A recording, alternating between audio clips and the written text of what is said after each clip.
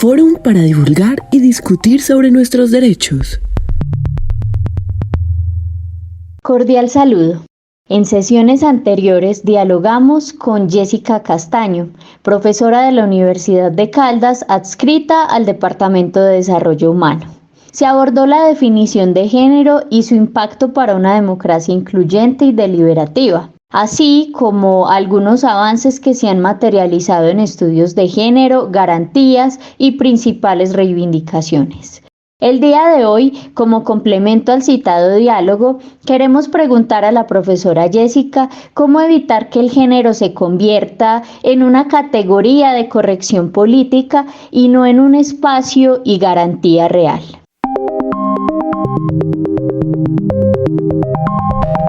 Yo creo que el asunto de pensar las discusiones del género como corrección política es uno de los grandes desafíos que enfrentamos hoy, ¿cierto? Porque pareciera que decir esa palabra, decir género, decir diversidad sexual, es como ya poner en tensión un espacio y que la gente sienta que llegamos es como a corregir los comportamientos de todo el mundo y que se vuelva un ejercicio policial, y creo que para nada esa es la intención. Y eso tiene como varias dimensiones. Yo creo que tenemos que reconocer que hay un trabajo político, digamos macropolítico, institucional, y agendas concretas que tenemos que hacer para hacer que el mundo sea más equitativo con todas, todos y todes.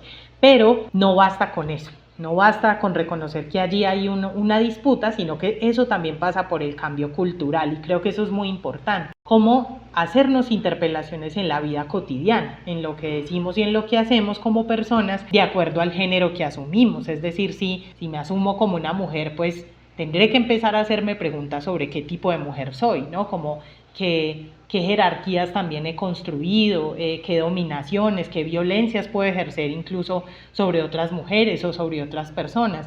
De igual manera que si me asumo como un hombre, si me asumo como una persona no binaria, una persona trans, etc. Entonces creo que hay que empezar a interpelarnos, eso es lo más importante, que tengamos en cuenta esas dos dimensiones, una institucional pero una pedagógica y cultural que opera en la vida cotidiana. Pero también quería decir que hablar de estos temas implica incomodarnos, y eso es un hecho, y creo que no hay que temerle a la incomodidad, más bien hay que preguntarnos por qué nos incomoda tanto que hablemos de este tema. Entiendo que la crítica a la corrección política hay que pensarla, hay que detenernos allí y ver cómo evitar que en esto se nos convierta la lucha, pero creo que también hay que reconocer que para transformarse hay que incomodarse, que para transformarse hay que hacerse preguntas, hay que interpelarse, leer la realidad desde otros lugares, y creo que eso es un hecho, y seguramente por eso terminan siendo tan polémicos estos temas, pero pues la invitación es a eso, ¿no? A permitir que eso nos tensione también, a entender por qué nos tensiona de esa manera. Y en este contexto de cambios culturales, así como de la importancia de cuestionar e interpelar, mientras avanzamos en el tema de la transformación, una transformación tanto institucional como pedagógica de la vida cotidiana, como se mencionaba, ¿cómo podemos enfrentar la discriminación por razones de género y cómo construir una cultura democrática en torno a esta categoría?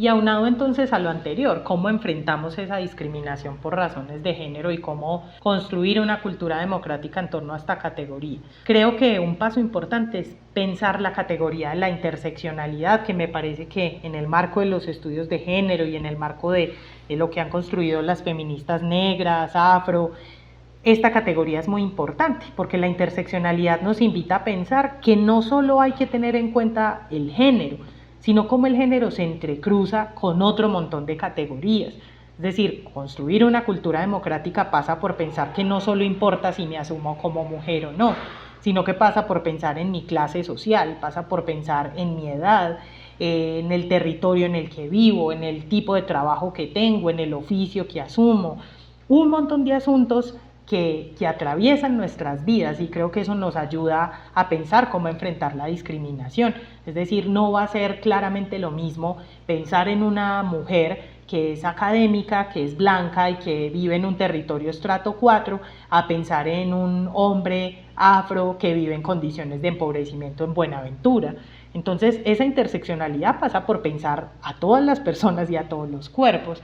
No es solamente detenernos en lo que nos pasa a las mujeres, es detenernos en múltiples realidades, pero reconocer que hay especificidades, que eso resulta polémico, ¿no? Para muchas personas cuesta mucho comprender que las realidades de las mujeres han sido en muchísimos casos más violentas que las que enfrentan muchos hombres, pero eso pasa por detenerse en la interseccionalidad y en cómo entender que hay afectaciones específicas en las distintas poblaciones, así como en algunos momentos habrán grupos de hombres o habrá grupos de diversidades que enfrenten discriminaciones incluso más profundas que las que podamos vivir algunas mujeres que habitamos la ciudad. Entonces creo que tener en cuenta la interseccionalidad es clave.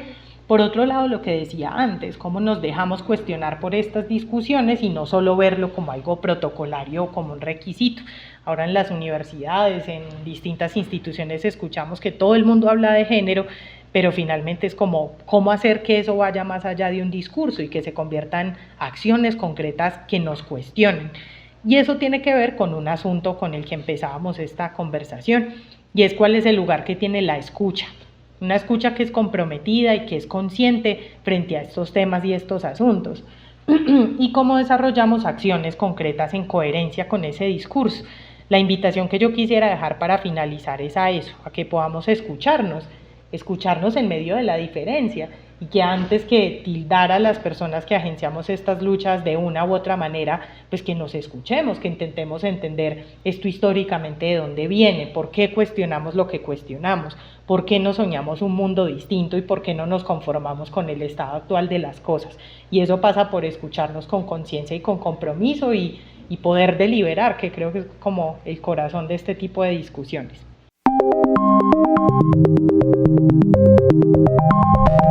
A partir de esto podemos concluir varios aspectos fundamentales sobre los cuales es relevante seguir reflexionando. El primero, tener la intención de ir más allá de los discursos y pasar a la búsqueda de acciones concretas alrededor del género y el avance en garantías que este tema implica. Y sobre todo, seguir buscando enriquecer la deliberación a partir de diversos argumentos, a partir de pensamientos disímiles y de esta manera, mediante el diálogo conjunto, buscar las mejores soluciones a problemas comunes para la sociedad. Gracias por escuchar Forum.